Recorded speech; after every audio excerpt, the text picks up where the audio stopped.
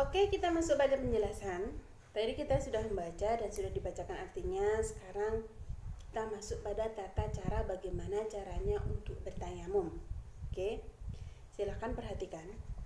Anggap kertas ini itu sebagai tembok seperti ini, atau sebagai meja boleh, atau sebagai kursi ketika di pesawat. Biasanya ada yang pesawat itu melakukan sholat itu dengan menggunakan kursi pesawat. Jadi kalau saya hadapkan ke kalian, jadi biar kalian tahu, kalau saya hadapkan ke saya, maka itu akan kesulitan. Oke, seperti ini. Kita bagi dengan menggunakan jari, dibagi 4. Jadi seakan-akan kita membagi dengan pensil seperti ini, dengan 4. Kelihatan ya? Ya, seperti ini ya. Tapi membaginya adalah dengan menggunakan jari. Agar terbagi 4 seperti ini, agar tidak mustakmal semuanya, jadi dibagi 4. Yang pertama, tangan, siapkan tangannya. Kita letakkan tangan di bagian yang atas dulu. Bagian atas dulu seperti ini.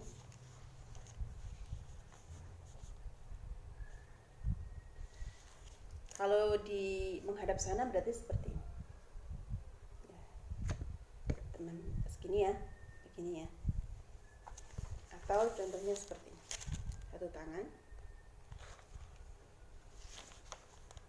Seperti ini. Ya. Kemudian setelah debu ada di tangan, silahkan dipukul sedikit biar debu agak turun. Kemudian silahkan diletakkan pada satu jidat atas ujung jari, bawah itu pada dagu. Kemudian silahkan bergerak satu ke kanan, satu ke kiri.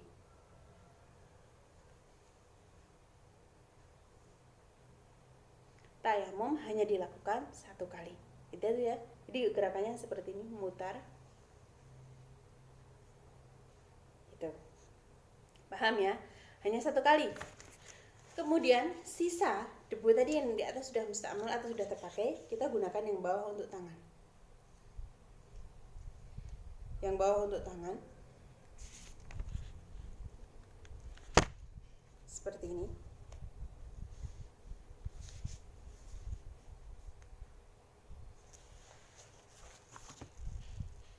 Tadi di tangan. Silahkan lakukan seperti ini. Singkan baju ya. Jadi seperti ini. Yang diusap adalah yang bergerak. Jempol tidak boleh terkena dulu. Bergerak, diputar, tangannya yang diputar. Nah, seperti ini. Yang ini tidak boleh diusap seperti ini. Kalau diusap seperti ini mustakmal semua. Jadi ini yang bergerak ini ke depan, tangannya diputar.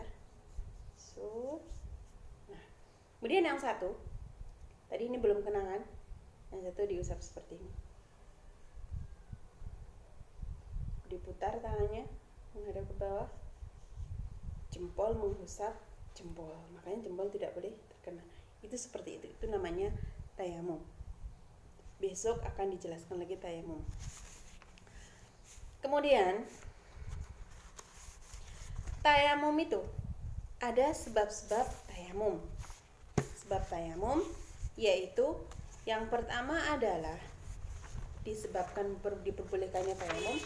Itu yang pertama adalah tidak adanya air.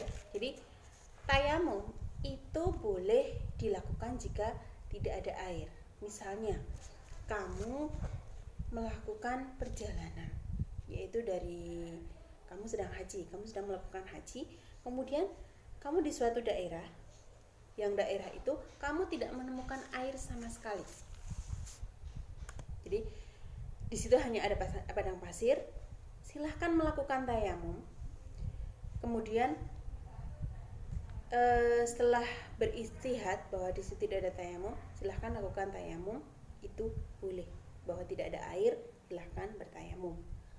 Itu misalnya. Atau di hutan, kamu tidak menemukan air di hutan, silahkan melakukan tayamum. Itu boleh. Yang kedua adalah sakit. Sakit seperti apa? Sakit yang misalnya patah kaki. Di situ anggota wudhunya kan tidak boleh dibuka ya, karena misalnya patah tangan yang di sini itu tangannya harus digips, padahal ini adalah anggota wudhu dan anggota tayamum. Silahkan melakukan tayamum untuk agar diperbolehkan untuk sholat, karena tidak boleh terkena air misalnya. Atau kamu punya luka yang di situ tidak diperbolehkan terkena air sama dokter, silahkan lukanya, silahkan kamu cara berwudunya dengan menggunakan tayamum. Boleh dengan menggunakan tayamum debu tembok boleh, atau debu meja boleh. Kemudian yang ketiga adalah butuhnya hayawan yang kehausan, hayawan yang dimuliakan karena kehausan. Jadi hayawan yang dimuliakan karena kehausan itu seperti sapi, kambing, kerbau, pokoknya semua hayawan. Ketika kamu hanya punya air 1 ember yang kamu cukup wudhu untuk 1 waktu itu dong, gitu. Jadi kamu punyanya air 1 ember atau 1 teko yang hanya cukup kamu wudhu, hanya cukup kamu minum. Tapi ada hayawan yang benar-benar butuh gitu, hayawan kekeringan di situ benar-benar butuh air tersebut, maka silahkan kamu tayamum dan airnya kamu bisa berikan ke pada hewan tersebut. Itu boleh, kamu boleh memberikan airnya kepada hewan tersebut dan kamu melakukan tayamum. Kemudian hewan-hewan yang tidak dimuliakan itu seperti apa? Ada 6 hewan yang tidak dimuliakan. Yang pertama, maksudnya hewan itu adalah hewan, kita manusia adalah termasuk hewan ya. Jadi termasuk makhluk hidup yang bergerak, kita itu adalah hewan.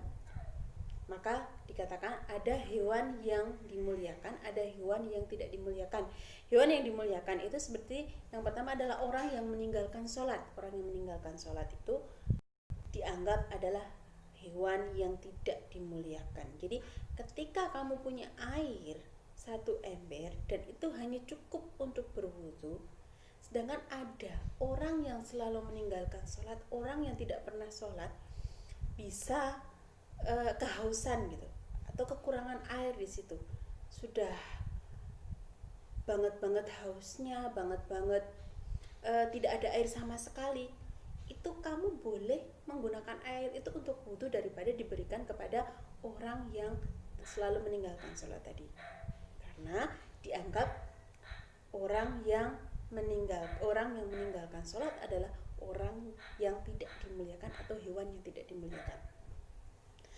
Kemudian pezina yang muhson atau zani muhson, zina muhson itu adalah orang yang berzina setelah menikah. Jadi orang yang sudah menikah kemudian berzina itu namanya zina muhson.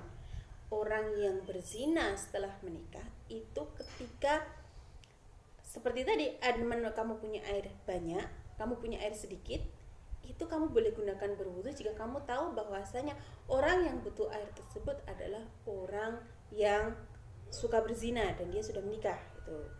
Itu namanya pezina muhson. Karena ada orang yang disakiti kan kalau ada orang sudah menikah itu. Nah, orang yang zani muhson ini disebut juga dengan hewan yang tidak dimuliakan. Artinya airnya boleh digunakan untuk wudu daripada kalian tayamum. Kemudian yang ketiga adalah orang murtad, orang yang pernah masuk Islam kemudian keluar dari Islam, itu boleh tidak diberikan air wudu kalian. Kalian punya air 1 ember, ada orang tahu kalian itu orang murtad, meskipun tahu dia ada dalam keadaan kehausan, silahkan tidak usah diberikan, gunakan saja untuk berwudu. Karena orang murtad, orang yang meninggalkan agama Islam, itu hukumnya seperti orang yang tidak dimuliakan atau binatang yang tidak dimuliakan oleh Allah. Itu ya. Jadi hati-hati kalian jangan meninggalkan sholat ketika kalian masih mampu, ketika kalian masih bernafas, jangan sekali-kali meninggalkan sholat. Hati-hati, maka kalian dianggap sebagai hewan yang tidak dimuliakan. Boleh tidak diberi air, bahkan ketika tidak ada air itu boleh ada digunakan untuk berwudu daripada untuk diberikan kepada orang yang selalu meninggalkan sholat atau orang yang murtad, bahkan pezina muhson juga. Yang ke adalah orang kafir yang musuhi. Kalau orang kafir di Indonesia itu bukan kafir harbiah, itu kafir, orang kafir yang di situ bersahabat atau mereka juga bertoleransi dengan agama kita. Jadi orang-orang kafir yang di situ tidak memusuhi agama Islam itu dianggap hayawan yang dimuliakan. Jadi yang tidak dimuliakan adalah yang memusuhi. Seperti apa? Orang kafir yang memusuhi atau memerangi orang-orang Islam. Orang kafir yang menghina orang Islam. Orang kafir yang selalu ingin menyakiti orang-orang Islam, maka itu dianggap adalah hayawan yang tidak dimuliakan atau hewan yang termasuk hewan yang tidak dimuliakan. Maka boleh ketika ada orang kafir seperti itu, kamu menemukan satu orang misalnya tentara yang selalu memusuhi orang Islam, kamu menemukan dia dalam keadaan kehausan sedangkan kamu hanya punya air 1 ember untuk berwudu, silahkan gunakan saja untuk berwudu daripada diberikan kepadanya. Itu boleh. Jadi kalau sekarang ada yang menghina Nabi, itu termasuk kafir harbiyah karena dia musuhi orang Islam. Dan artinya bukan hewan yang dimuliakan atau hayawan yang tidak dimuliakan. Yang kelima adalah anjing galak. Jadi ada 2 macam anjing, ada anjing galak atau anjing yang biasa dirawat itu kan tidak galak ya. Biasa diasuh, ada anjing Cina itu. Anjing Cina itu ketika dia kehausan dan kamu hanya punya air sedikit, silakan air diberikan kepada anjing itu. Itu kalian memilih tayamum. Itu wajib ya. Jadi ketika ada anjing galak, anjing yang suka menyerang, anjing yang suka menyakiti, itu namanya anjing galak atau anjing buas. Itu tidak boleh, anjingnya tidak boleh diberi airnya karena termasuk hewan yang tidak dimuliakan. Dan anjing yang boleh diberikan air tersebut adalah anjing yang dimuliakan atau anjing yang jinak, itu boleh. Yang terakhir adalah babi.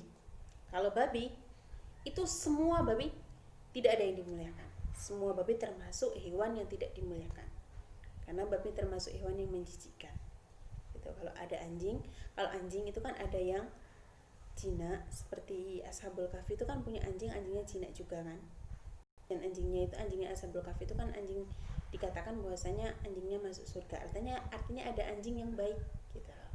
Tapi kalau babi semuanya najis dan tidak boleh diberi air ketika kalian hanya punya air 1 ember cukup untuk berwudu dan ada babi yang kehausan. Kalian harus memilih menggunakan air tersebut untuk berwudu.